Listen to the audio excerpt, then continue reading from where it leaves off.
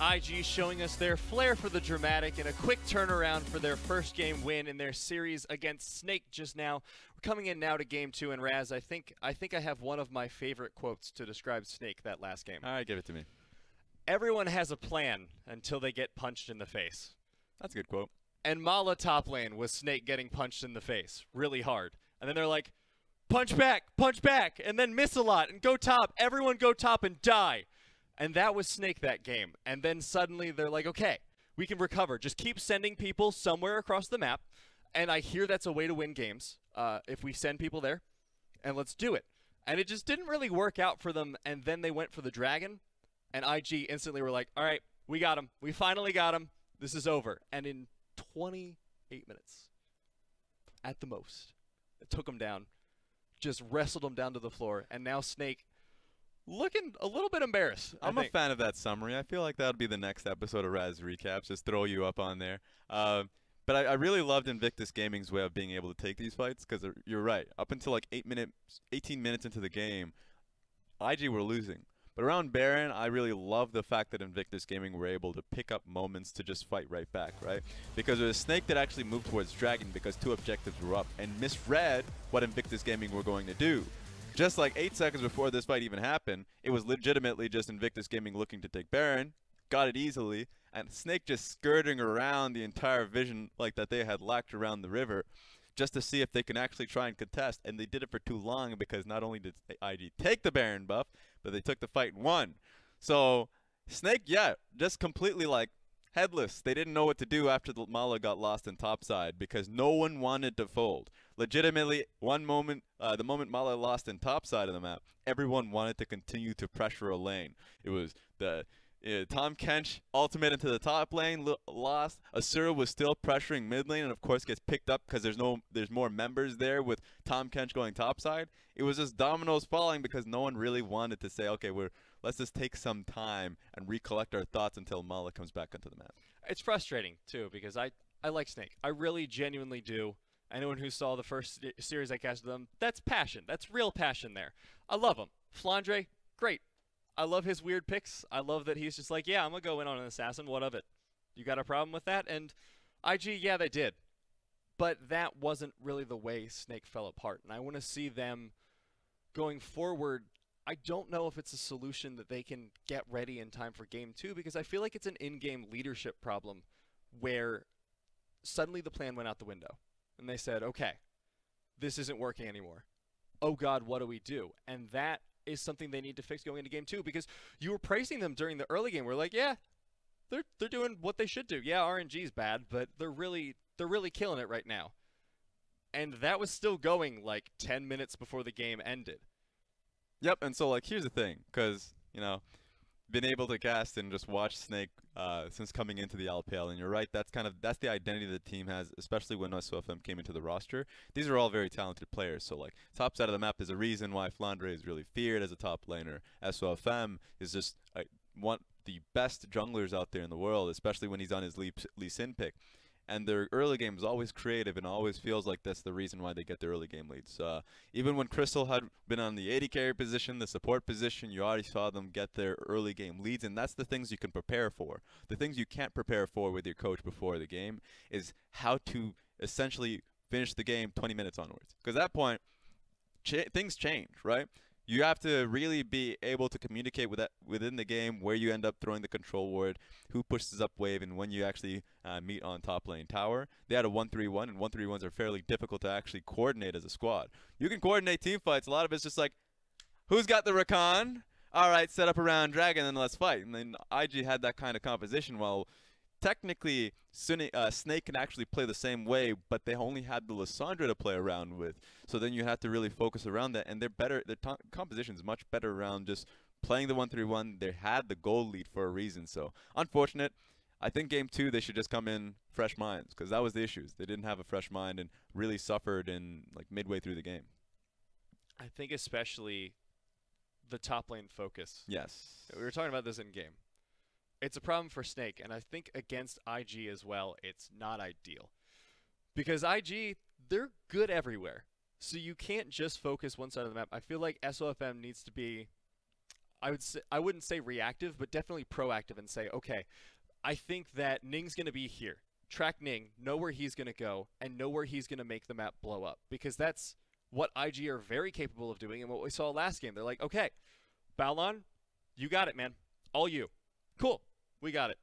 Win. Easy.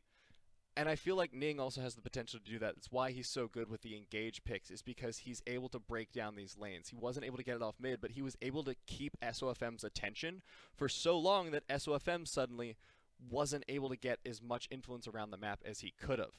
So I think going into this next game, I want to see SOFM keep that creativity of the early game that Snake is known for, but try and transition it into the late and maybe start acting as that leader. Help them be like, okay, 131's not working. We need to actually reanalyze this. Yeah, I think remember everyone out there is that they're all gonna have their own opinions of what Snake should do. Everyone's gonna be incredibly hypercritical, and that's like part of that's our job. That's true, but we got to remember who they're going up against. They're going up against world champions. We talked about the win record that Invictus Gaming has always had.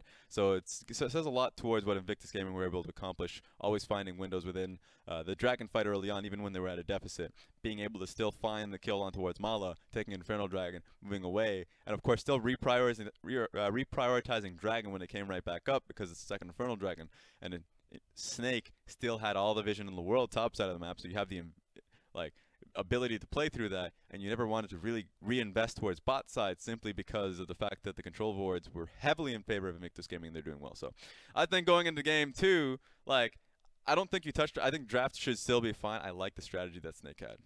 Yeah, and I think, especially looking into game 2, based on last game, need to be careful about that bot lane, because Jackie Love, yes, they did get the solo onto him early, and that was great from Asura. But from there, he was able to farm back up. He was able to get back into the game, contribute to those fights, and get that pick on Mala in the top lane. That's what turned the game. Jackie Love getting that kill. And that's pure efficiency. Damage to gold efficiency. The guy was waiting a little bit, got so many kills. I love the fact that he was able to get those 1v2 top side map. I'm not talking about the Tom Kench coming in, but also after everything went chaotic. After we were just throwing the kitchen sink at Invictus Gaming, it was legitimately him against the world in these scattered fights. And that's the best thing about IG, not just because of the laning phase, how that goes, the team fights as well, but also just how talented and competent these individual players are, like Jackie Love being able to pick the MVP up.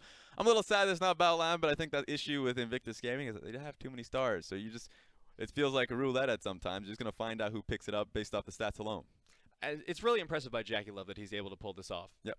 Because a lot of AD carries, actually Rogue Warriors have this problem where they have Zhang Wuji, who's an amazing AD carry. He's really been able to strut his stuff, but their record doesn't reflect it kind of at all. So being able to have that star power, have that ability to play well, and also play well without the support of your team, that's why Jackie Love is the star. Well, that's why a lot of criticism goes towards him, because he's probably in the easiest position of his world. Look against his who he has on his team. He has rookie pressuring up mid and the shy up top side. So Zhang Wuji, he's I have Huatian. But that's the issue. So star power is a big thing. So if you're Snake, who's trying their hardest to make their strategy work while having the supportive members of Asura and Mala really plug into their major carries, that's hard. So I think what Snake has to work with, very difficult, and their communication for the first portion of the game, once again, is really improving. I like where they're going. I think the problem comes for Snake. We've said this after the 15, but for a different reason. I think it's because you have the new members who are trying to slot in, and they've been doing a decent job, but they're slotting into the old strategy where, as you said earlier, Asura, great at following. Mala, great at being that auxiliary mid.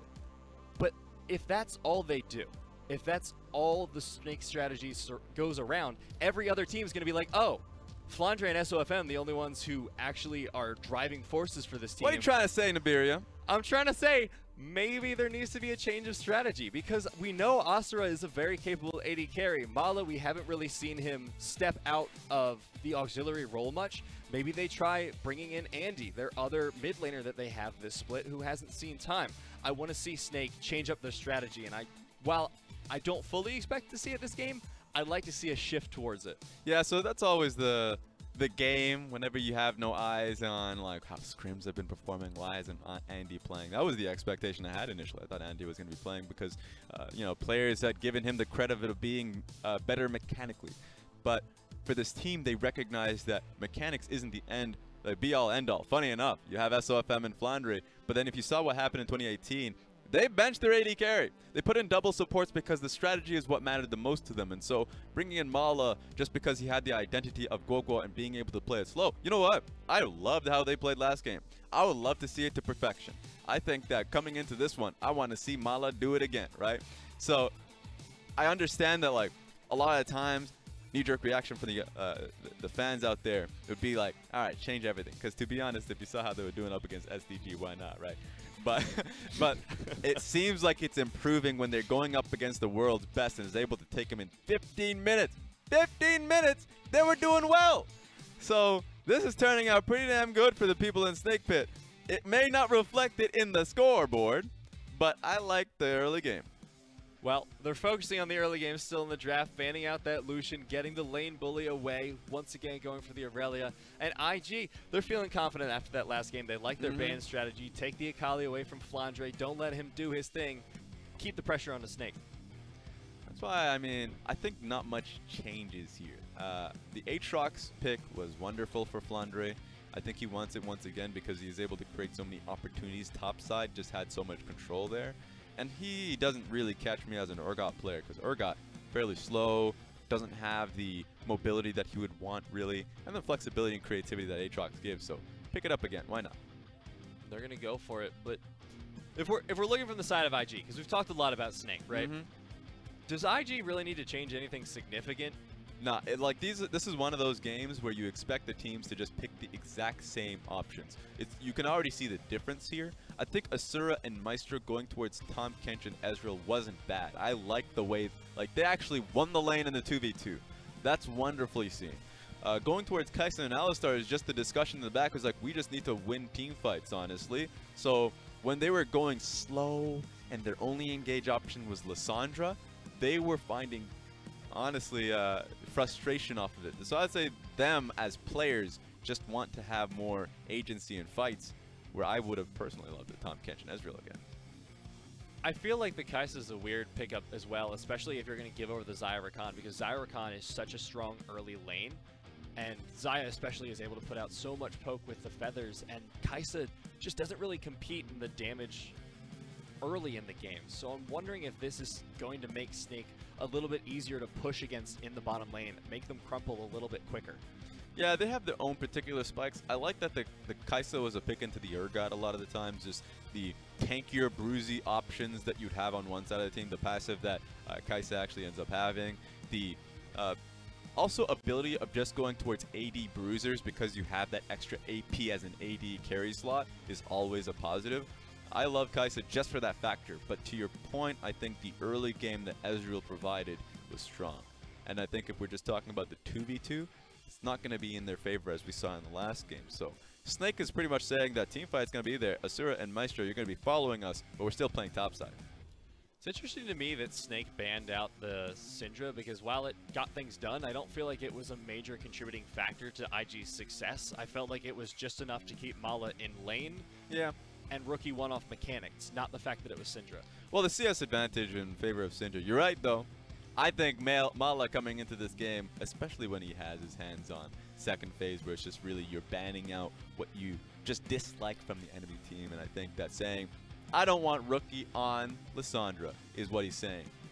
You're already seeing a full AD comp, so like Jace would be the pick that Rookie would go here ordinarily. But I don't think he does that because like he would want an AP option. I wonder what that would be. The Akali's banned alongside the Cassio, so it's just up to Rookie and what he prefers here. But now Snake is picked up. It looks like that's going to be a jungle Aatrox and the mid Zoe for Rookie. Uh-oh.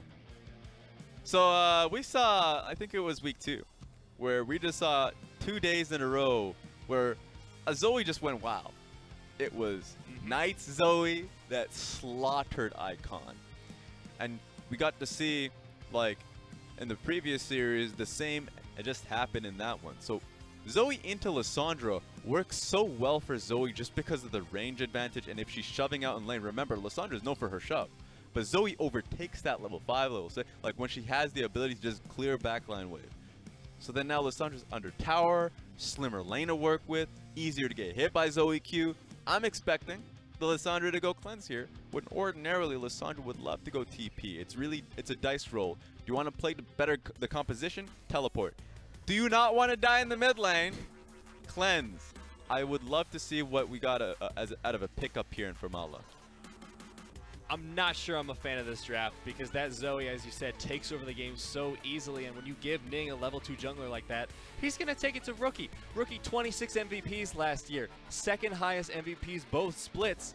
The dude's a monster. You give him Zoe that takes over the mid lane so easily against a more supportive player like Mala, you're just feeding the shark chum right now, and I don't think that's the right strategy to go. Look, we call him Red Side Rookie for a reason. He has a pick of the litter, and you're not going to be able, especially in this meta, to be able to ban out the Zoe simply because you already saw what happened to the Syndra pick. Every single time he got to pick off his EQ combo, QE combo. And you're like, wait a second. Mala died because of that? Top side, we can't even retrieve any form of vision because of the threat of the Syndra. Rookie is so good that he makes it seem like there's always a drafting issue. So we're going to have to see if he could do the same off the Zoe. There's so many highlight plays in 2018 off his Zoe play. So feels like he's going to add a few more clips to that one.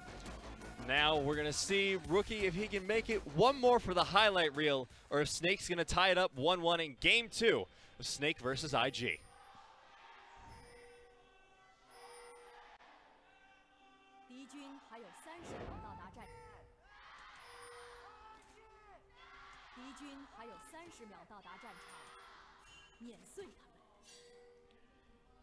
Now the fun thing about Aatrox, I spoke about Aatrox not being a flex pick in the sense that Mala is not going to play it. He has not shown the propensity to.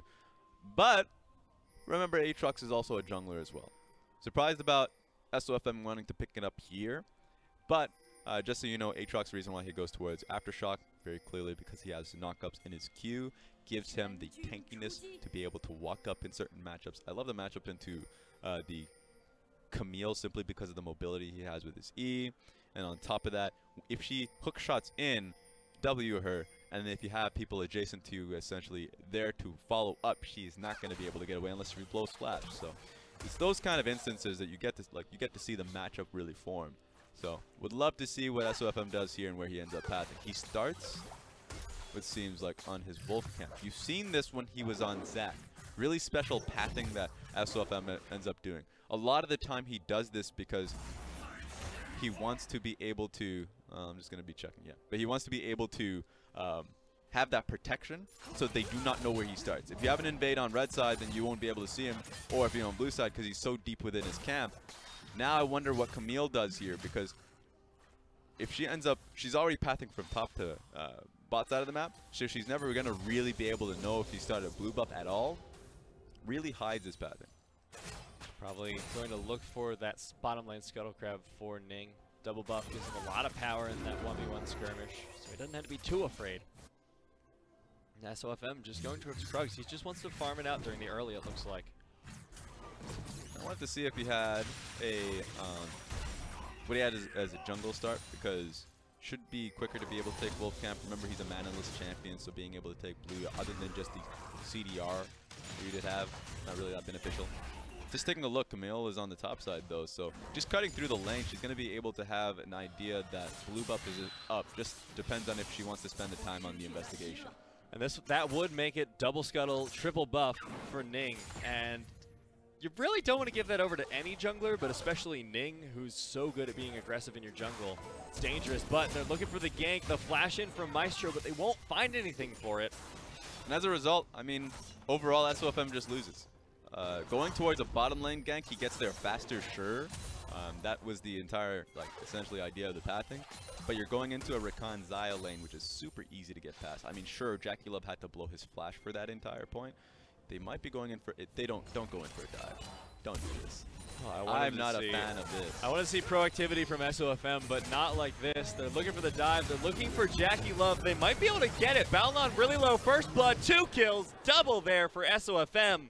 I stand corrected. They only lost the Alistar off of that. That's actually really well played.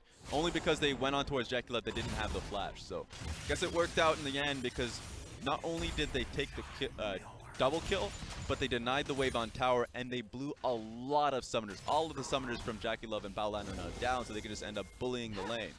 So overall, big win. It was very risky.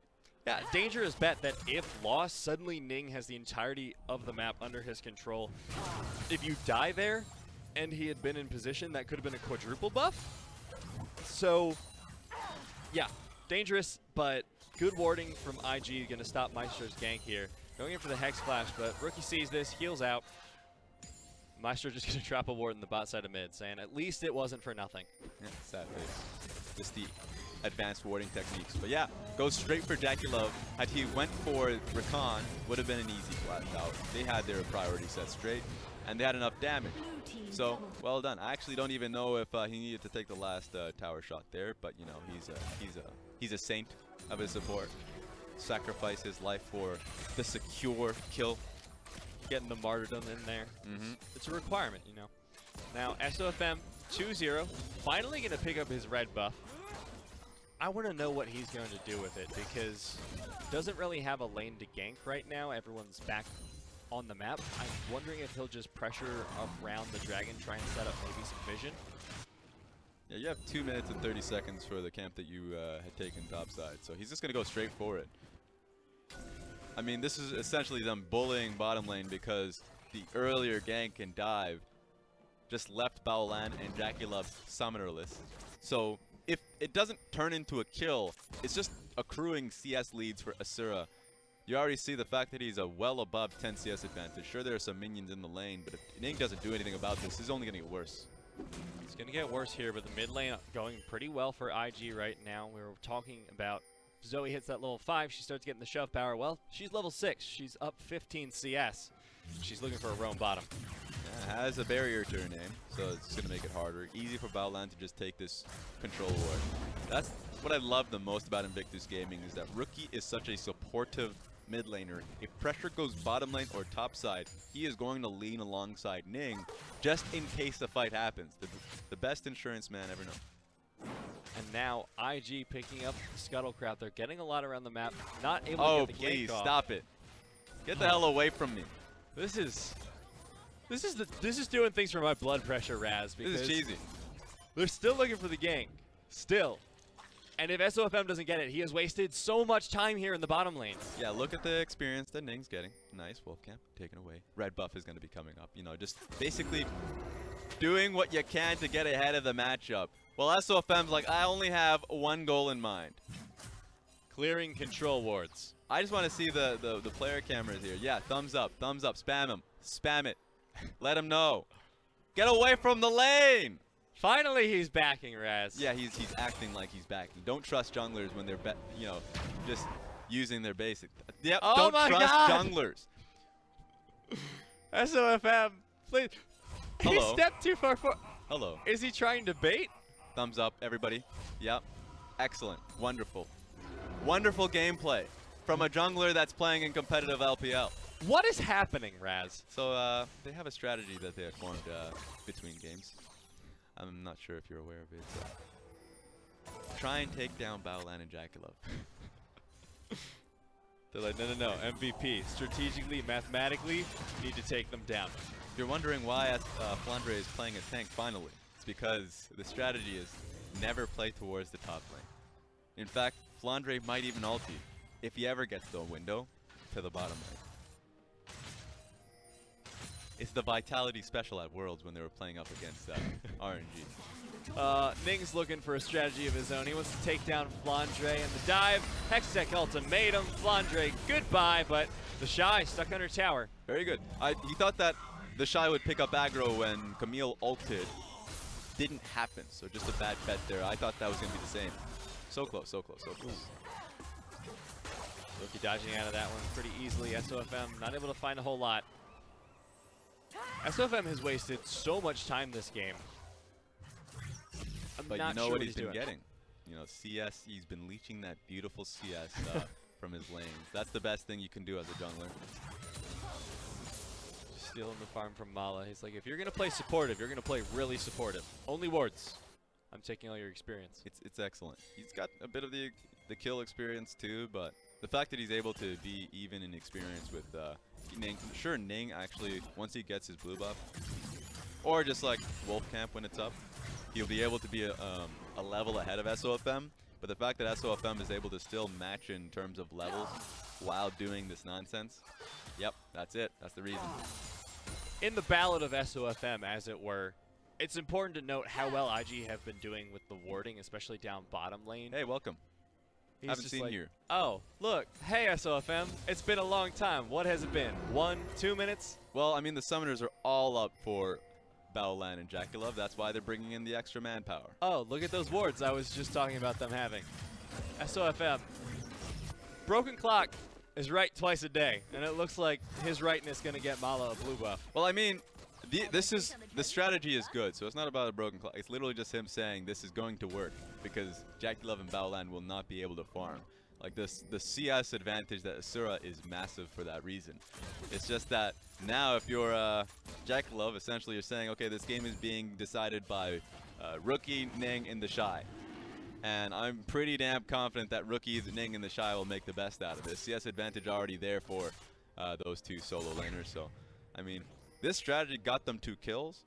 My worry is that now SOFM actually has to adapt on that. If you're going to continue to go bot side on the map, you have to now use your control wards towards the dragon or in that area, because these are creative wards that Balan had placed that actually got to see Mala go from mid to bot side. If that vision wasn't there, then it would have been completely different. That actually would have turned into a dive. So it's just that the defensive vision that Balan and Jackie is giving this team is actually getting the Shy a lot of gold here. Ning, too, has been picking up a lot. He just took the blue buff away again. He's gotten control of all these Scuttle Crabs. It's a lot of golden experience in his pockets that SOFM won't be able to compete with. So if the lead in the bottom lane isn't big enough to not only overcome the solo lanes, you also have Ning to contend with. So Snake need to make this work, and they need to make it work really badly. Now Ning looking for a lane gank. SOFM, you're not bot lane. What are you doing? That's right. Go back to base. Head bottom lane.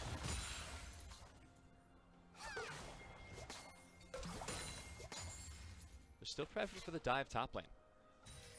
Ning just playing it patient. He knows he doesn't really have a lot of pressure for time. He has his ultimate. I mean, they got the kill last time around, and the Shy, even if he uses his full rotation, still has mana for his own. So here we go. Stun down onto Flandre. He goes golden. Teleport coming in from Mala, but now he's got to chase if he wants something off of this. Not going to find it. Remember preseason, teleport changes, you can't cancel it. And to be honest, I think he should still complete it regardless. Ooh, here we go. Oh, Mala now getting caught out. It's a repeat of game 1. This time, flashes away to safety. You're still going to be able to go back mid. Without flash, though, that's important. Rookie now has an opening to look to bully out the lane. We'll see if he has the time here. Balan, get out of here. Balan getting such a great return on these control wards, though. Yeah. Now a lot of pressure into the mid lane onto Mala. That's what I'm worried about with the flash going down, is that now you're just going to see Zoe spam Sleepy Trouble Bubble, Q, under tower. Mala's going to have to eat this. There's the Trouble Bubble. And there's 4 members of IG. Mala not long for this world. Frozen Tomb under the tower keeps him safe for now. Jackie Love tanking, but ultimate keeps him safe. Bring in a new family member. It was legitimately just Invictus Gaming saying, we know this is going to happen. You took flash down on Mala, now we can try and bully him under tower. Mala's going to be the new threat. This is the risk that Snake had initially, trying to play solely towards bot side and Flandre. Very narrowly avoiding it, but nope. Hextech Ultimatum says get back here, and now Flandre chased under tower by 4. He's going to get taken out as well, and the roaming gank squad of IG catch another victim. Just rotating onto the map with style. I mean, now they could just stay in the lane and start chipping down on top lane turret. There's 1 minute left until turret plating is gone, so they're going to get a lot of gold off of this. Next wave is coming in too, so this is huge. But now Snake looking for a play of their own. The W onto Rookie, the killer instinct from Asura. They take him out. Flandre's World Ender popped. Now he's chased down by the Shy. Does not have ultimate ready. In his dying breath, he still takes SOFM's ulti, and that's actually really well done from Rookie. Still dies though, so the strategy is there from Snake. I love this series. This is a really high quality series. Even with game 1, feel like Snake's really playing up. The strategy is there for the team. And in game 2, even though it turns out initially very cheesy to be able to hold Jackie Love and Balan down, the adaptation from Jack 11 Battle Down to be like, all right, well, we're just leaving. I mean, sure, the tower is down, but like at this point, we're going to be roaming alongside Ning to find fights on Mala and Flandre. But now this is a game that's kind of unfamiliar territory for both teams because Snake had their strategy early game. They executed it. It worked out for them. Asura is up 40 CS on Jackie Love. That's great, but IG have their strategy as well. They had the roaming gank squad. They took down both solo laners, and they got a lot of gold and momentum across the map back in their pockets. The question is, who's going to adapt better? Who's going to keep their strategy up? And based on last game, honestly, I want to see Snake make this their improvement. I want them to have the late game plan, and I like the look of this Rift. Yeah, we're definitely going to see ourselves go into the late game because usually, ordinarily, if you put that much resources into the bottom side, it's because you have a snowballing matchup, like you have a Draven or something. Asura is still waiting to get to his second item. Rage Blade costs quite a bit. So, fight starting, and you could say Asura is not ready for this one. It's going to be a hard one. Rift Herald taken by Snake, but now they've got the engage. Ning looking forward on the Flandre. Not able to find it. There goes Fear Beyond Death from the Shy. Hasn't procced yet. Ning looking for the engage. He gets the stun onto 3. There goes Baolan. So many knockups, but Snake still 4 members remaining. There's the 5th. 1 traded for each members of the team. And now the backline of IG pressured so hard by Asura of all people. The Shy split off and IG are not able to defend him. Back and forth, but take a look at it. Rookie narrowly avoiding death from Asura's Q. So close, just so difficult as a Zoe to be able to play out these team fights, but they were able to get front to back initially, really close, based off of Battleland's picks. So Rakan is giving them some great direction, but ultimately Snake is still coming out ahead with these ones. It's really surprising to me there that Snake got that team fight, because like you said, that Battleland engage was really good. Ning getting the 3-man stun, I expected them to be able to get more, but Snake just played it so well. The crucial part was Maestro losing this much HP and using his ultimate the moment the Shy was eyeing him. Because had Maestro dropped down low 30%, he knew it. He had to flash early.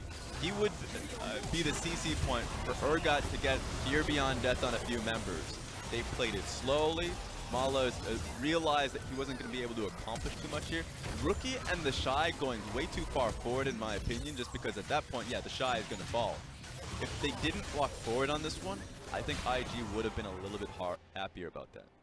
SOFM cheekily picking up a Rift Herald during that fight as well. Looks like they dropped it bottom, or mid rather, in the intervening time. Not going to be able to get a hit onto the inner tower. Now Snake looking for a little bit more. They've boarded up the Dragon Pit, so they're going to try and take this Ocean Drake, and it looks like IG won't contest. That is a visual bug on Maestro, I'm assuming, because his ultimate is still up, but it's just, you know, walking around with the fence, just circling him. Yeah, I'm going to guess that's, I'm going to hope that's a visual bug, rather. There are some visual bugs. Just last night I was playing Jhin, and there was just a constant, like, proc on top of the Swain, and I was like, I just have to know that I haven't auto-attacked him, so I can't stun him, but that's just going to annoy me. So, let's just hope that Maestro based, and he doesn't have defense just rotating him throughout the game. But, yep, it's still there. It's still there. That is a really defensive Alistar. Let's just hope that, I know it's just it's a visual bug for only us to see, because if they had seen it, it's a pause. So, just putting that out there so you guys are aware of that. But for me to watch it, I'm just going to be, there it goes. Oh, it's gone. God. Thank the We're Lord. Good. The longest ultimate in the game. Just so you guys are aware. Lasted a whole minute, apparently, but Broken now it's champion. down. Well, I mean, it is pretty strong.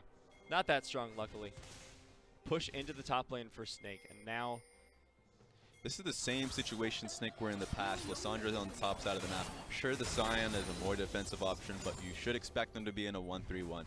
I wonder if they break that now. Scion is still going bottom lane, but I would have expected him to run around through the mid lane to stop this shove that's been happening. It's just going to keep the push going down bottom, and this is really risky for Snake, especially because Rookie on the Zoe. We talked about it in the pregame, we talked about it in Champions Select. It's going to be able to do a lot. Shove him out of lane, put pressure onto anyone under tower. There you go. Lands him with Sleepy Trouble Bubble. And if Rookie went for that Paddle Star, a ton of damage. But here comes the ultimate. Flandre getting it onto Ning. Righteous Glory as well gets the slow. Ning should be able to get out with a hook shot soon. Knock up again from Flandre. Rookie will be safe in the mid lane. SOFM did not need that ultimate, but that's a big cooldown blown. Popping it late. And on top of that, there was just a great play being made by Flandre. There was no reason to be walking up that forward towards rookie anyways. So these are just the smaller criticisms we would have, but ultimately right now, Snake are doing really well for themselves. Something to also take note of, Flandre has Spellbook here as a Scion. It's really interesting to see that. He is a Spellbook connoisseur, so he always favors the Summoner, I suppose, going into the Keystone. Meaning that he can actually just, right now he's on Cleanse, so he doesn't have Flash, but he's not going to be flashing much in these fights anyways as a Scion pick. Just makes it so if he gets slowed by the Shy on his ultimate, immediately get off of me, right? He's already used it now, so he's not on rotation any longer. I'll give him a lot of pressure in the 1-3-1. Mala as well, we have concerns about, but right now, 1-3-1 was being executed well, but they're looking to change the strategy up, focus towards the top. Last outer remaining up there, so it makes sense. But they need to be careful with the vision, and they're doing a good job of establishing their own. Sandra on top. This is what gives Snake the vision control that they've had. Even in the last few splits, their 1-3-1s have allowed them to be able to get full control of red side as they're now looking for. So it's just about, and this is why I think this is the much harder way to play the game, is that one mistake, what SOFM is looking for, can cost you the entire game. Here's Flandre gets the engage onto Ning once again. He's a tanky frontliner, but a lot of damage from Jackie Love forces him off for now. Sleepy Trouble Bubble once again onto him, but the engage from Maestro, the knockup, Killer Instinct. Asura going deep, not able to pick up any more than just Rookie, but that's a ton for now. Great decision from Maestro. Knew what Zoe was looking for, but here's the teleport. The Shy coming in with the teleport. Asura needs to get out, able to make it with the move speed. Flandre going to get pulled into the fight, but the Shy taking so much damage. The engage there from Balan. They take out Mala, and now Maestro on the backside. Suddenly, Snake is getting destroyed. Asura goes golden, but he's about to get popped. Invisibility, not enough to keep him alive.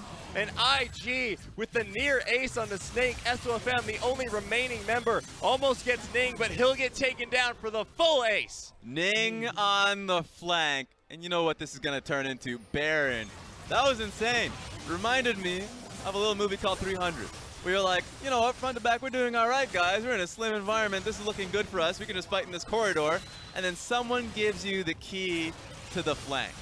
What the hell happened? Alistar was so confident that he was going to be able to just, push him back, maybe get a great headbell pulverizer, finds a Camille, just let knife legs to the back. Insanity. I would love to see that fight again because I thought Ning played that one excellent. Yeah, Jackie Love as well, managing to stay alive despite the deep dive of Asura, was really good for that fight because he was able to put so much pressure on Flandre, so much AoE damage in the back end of the fight. So they can play this one slow. And SOFM's trying to find a flank of his own, but Ning. He's like, Maestro gets caught off guard because he was trying to help SOFM in the flank, but then he gets assassinated, and Ning just finds a flank ultimate engage on top of Asura. So I think this is so much cleaner from Snake. Had Lissandra, or at least had Camille not found that flank, but Ning is a creative man. He's going to be able to look for it. Great engages from him. Great decisions on the flank, and now Snake down the Baron, up the 2 dragons, but it's all on IG. How much they can get off this, and if they can get Jackie Love back into the game, back into the lead. It's already off to a great start with 2 more kills. Yeah, this is usually when the game starts to snowball. 22 minutes in, Baron for Invictus Gaming. They have Zoe. Look at the terrain that she can work with, and if any mistakes been made, Baolan can just look for the ultimate. So this is when it gets rough.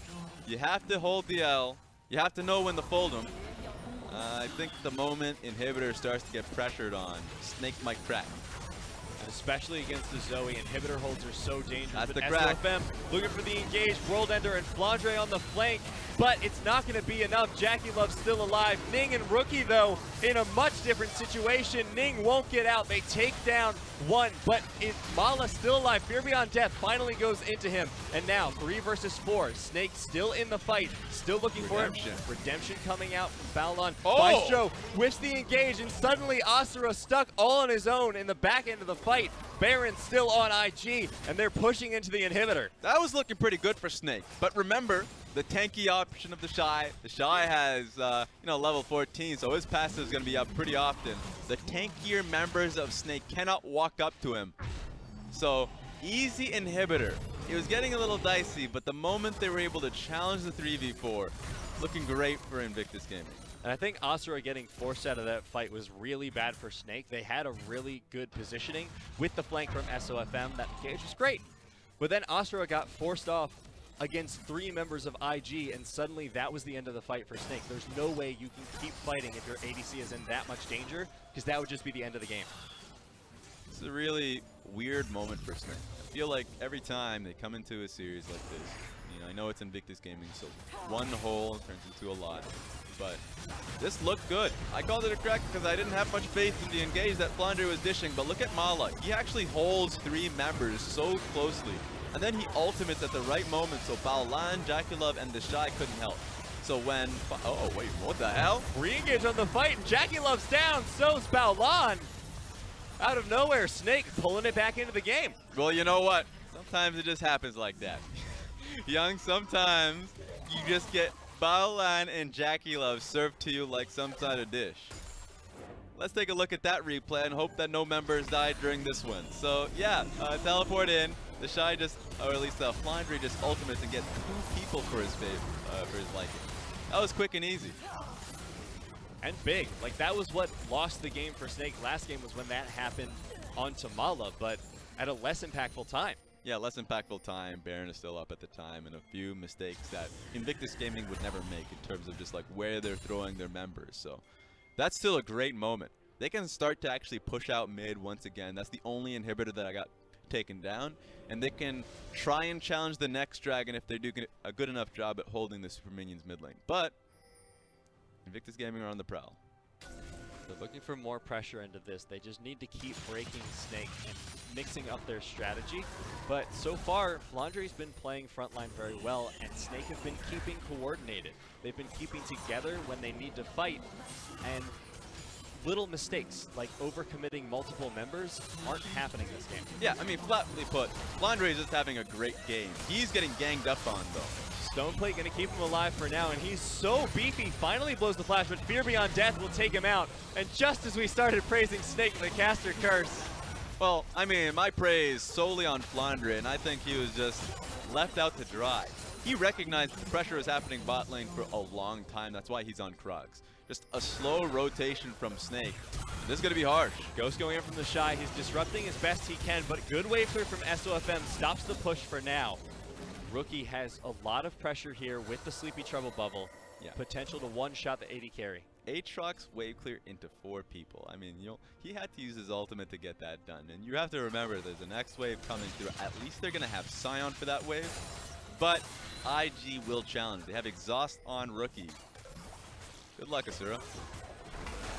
Good, they need to get a pick, and Maestro gets it! The knock-up into Mala with the engage. FLICKR not able to get any knockouts, but he's backing the back line of IG out of the fight, and now Asura doing the best he can against the Shy, but Ning gets 2. Suddenly, FLICKR has to reposition to keep Asura safe. Asura Killer Instinct out of the fight, still kiting back, and somehow still alive, but IG have pushed deep into the base of Snake, and they will get the second inhibitor in just a second. This is dangerous for Snake. 2 inhibitors down, 5 members of IG still alive. They have super minions rolling down mid lane. Most teams would try and look for the end knowing that you have 20 seconds on Mala and 10 on the Alistar. I mean, with how accurate Rookie has been with his Zoe-Es throughout the game, that is, you'd have the faith to do it. I think in that team fight, good on Snake to be ducking and dodging from his E, because if one had landed on Asura, on, I mean, even SOFM in certain points, that would have been it. But keeping alive, and at least keeping your hopes around the Baron buff, they have a chance. Oh, they're looking for the force here. They know that IG were forced to back, and now 6,000 HP left. That's it. Rookie looking for the poke around the side. The Shy, Righteous Glory. Not able to find the engage just yet, but Maestro goes in, gets the knockout, but Baolan with the slam dunk into the middle. He gets taken down, and the ultimate of SOFM has been popped. World Ender, he got the revive. Mala forced to get over the wall. Sleepy Trouble bubble onto him. FLICKR keeping him busy in the backline. Asura still alive, but the Shy wants to fix that, and it looks like he just might. The damage from Asura, barely enough, but Rookie, he dodges out the flash. SOFM and Asura versus the world. Not enough lifesteal on Asura. Flash, he dodges it out again. Asura still alive. SOFM tries to get the knock up, but Asura, you need to get Rookie, but can't do it. And IG barely survived the fight, and they're almost gonna take the game. Jackie Love pushing into the Nexus, and this should be the game. 2-0 for IG. Yeah, that's it. I mean, at the end point, that was just Asura and SOFM locked in prison. The super minion waves were piling up, and there was no way to be able to defend it with Jackie Love just beelining it to the Nexus. So as hype as that was, there's no way you're stopping him. Jackie Love securing the victory there for IG, and that was a chaotic fight at the end there. And it almost went Snake's way. I mean, they had to. They had to. It was a desperate run for Baron. The 2 inhibitors had come down. Baron was still up for play, so Snake recognized that IG would have went to builds. Baron had taken game, or denied Baron and, you know, held that still up on the map, or just used the super minions in both bot and mid. So Snake recognizing they ain't gonna leave without a fight. Goes for the Baron run. So still, I loved how Snake played it out today. You got to see the best of Snake, but they were going up against the best in the world. Invictus Gaming coming out with a commanding 2-0 victory. Redeeming themselves a little bit from their last series, they get another win and they take down Snake. But Snake, honestly, I'm happy. After game 2. Game 2 convinced me a little bit more. Game 1, I was a little shaky on their strategy. Man, you're like the parent never happy about your kid's success, man. I understand it was still a failing grade, but the effort was put in. First 20 minutes, if you forget about the rest, was looking great. Snake had the strategy lined up. This is about the W, though. I just want my child to do well, Raz. You know, I put a lot of support behind them. I've retweeted things that I've imagined them tweeting, you know. But they weren't able to pull it out. But yes, if you look at the gold lead, they were able to hold it against IG, like you said, the best team in the world for so long. Once again, floundered around Baron a little bit, and IG making the decisive play around there, turning it at that point, and then the second Baron really clinched the game for IG. So yes, it was great by Snake, but IG taking the clutch plays, taking the plays, low percentage, quick turnarounds. Yeah, 2 teams that I like right now in the league that are really able to play those slower fights and be a lot more creative with their vision. Funny enough, this was our first series of the year, which is TOP and IG. I love that TOP was able to be as creative as possible around those longer fights to get back into the game. Now we got another great example of Invictus Gaming while they're behind. Doesn't happen often, but when it happens, that they are willing to take fights and slow you down so you don't get your proper base timings. Snake was like, let us go back. Let us get our items. Like, game 2 in particular, you're right. They learned from the mistake of just like the domino effect of one player falling, the next player falling, the next player. That didn't happen that game. It was just a lot of IG trying to pull you in. And it was a good run. I liked it. IG take it just through the team fights. And especially in the early game, though, I feel like IG put up a really good fight because SOFM literally just camped bot lane. I've never seen anything. I've never seen anyone more determined to go bottom lane. I've seen 80 carries spend less time down there. He was just sitting there the whole time. He's like, I will make this happen. I will make the team proud. And he did, to be fair. He did a great job keeping the pressure on the bottom lane. Ended up being a 40 CS lead by the time they left lane. Unapologetic. That was fun, too. Yeah. But at the time, Baolan did an amazing job just keeping him off, keeping it away from death. Because it was like, okay, control ward again in your face. You're going to come back, and there's another control ward. There's another ward in the blue buff. We're going to see you coming for that. I have eyes on you. I might not be able to stop you, but I can see you. Yeah, the adaptability of the team. And remember, once again, Jackie Love and Baolan are probably the most sitting comfortably, right? They got them sofas ready because the moment that camp starts happening is like, well, you know, Rookie and the Shy are just now having free lane, so I'm okay with this. So like that was true. And on top of that, you're right about the wards. Snake, if they're going to play that strategy, I think the only thing you got to work on is being able to place more control wards to deny specifically the river, because there's no reason for if they're going to be at their turrets for so long, for Rakan to be able to place a ward just in the banana bush outside in the Dragon River and be like able to see Mala coming in from the mid lane. At that point, Mala's screwed. He's trying to rotate away from his lane, and Rookie's like, well, I now know where you are, and we're going to challenge you on top side when you make that rotation. And they, no flash, sleepy travel bubble. That's how the story goes. Rookie was set up to succeed this game. And on the Zoe, I mean, you kind of eventually will. If you're not shut down, we were talking a little bit about how we were expecting maybe some jungle pressure towards the mid, but Ning didn't have to, and he didn't. He just went for farm instead. He farmed up. He got gold, and he contributed a lot to the team fight. So I think that was the right call because you're not going to have pressure onto Rookie.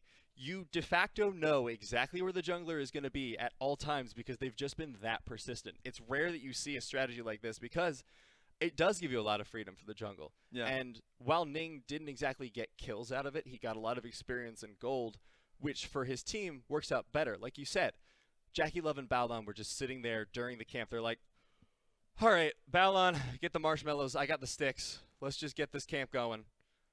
We're fine with it. Everyone else just do something. And Ning and Rookie were just like, yeah, sure, we'll just farm up. Whatever. Yep, and it's just the adaptability once again. Remember game 1, there was a lot of proximity towards mid lane. It was relentless. So Ning was constantly able to adapt to what SOFM was bringing to him. I only mentioned it like when it happened, but the fact that SOFM started on Wolf Camp and then just at that point pathed straight towards the bottom lane and stayed there, that was the strategy. That was the reason why he went Wolf Camp bot side. Like, didn't go towards his blue buff. Why would he if he's not going to really care too much about it? The moment the experienced lead was going towards Camille, it's like, well, I'm committing now. So good on Ning in both games to be able to recognize what was happening and be able to stay on that plan. But as a result of that, they didn't really get to have the pressure around the lanes that we wanted to focus on, like top lane and mid lane. These were matchups that we expected to be a little bit explosive. That's true. We were expecting, you know, we're like Flandre and the Shy. They're really great top laners. Both of them have huge solo kills. I mean, Flandre, top in the league in solo kills. Don't know if that's still true. We'll find out eventually. But the Shy also, we didn't get to see that matchup really influence much. Yeah, and it was just because, like, to be honest, when we came into the series, we knew it was going to be decided by jungle, mid, and a little bit of top lane, but it was not going to start with the top lane. It was just going to be like a bleeding from mid lane to top side. But not only did Rookie play that first game well by being able to like reflect ganks, no like summers being used and burnt off that one, but then even when they banned away the Syndra, they didn't look to reprioritize mid. And I think that's one thing that Snake is totally lacking. Remember previously they had a tie in the mid lane. They had assassin options there, so they can't actually pull resources mid if they had to go up against a really formidable mid laner. I don't think they can do that anymore. So limited strategy, as we already referred to, still working well enough to compete against the best. So they have a problem now where they should say, do we hard commit to this strategy and see it succeed? And I think they've gotten so close that they will win a series. Right now they're 1-4, and I think that's pretty unlucky. They went up against really rough teams. So Suning, FPX, IG. The only team that you look at and you're like, well, this is really like they should be able to go up against them, and this is a below 500 team is SDG. So going up against SDG was the easiest one. Once they come back in, honestly, once they come back in Chinese, like after Chinese New Year's, I think Snake will have a much better time at things with strength of schedule. Remember, it's a single round robin, so at least Snake has the practice time of before Chinese New Year's. Yeah, and that last game, IG, great job at controlling Snake, great job around the map, but top lane we saw a lot of great engages from the Shy. Yep. That's why he's going to be our MVP, and he did a brilliant job getting the engages he needed, getting the ultimates to zone off. He was so on point with every engage and was able to control the fights very well, and that's something that Snake weren't able to deal with at all points. Sometimes it backfired. Yeah, I think he, once again, had the freedom of being able to do so.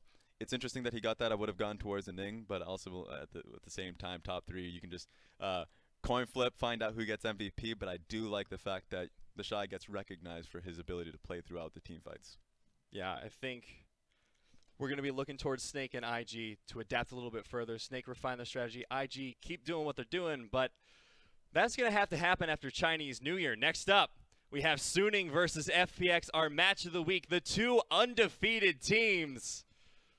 Stick around and we'll be back with that one in just a little bit.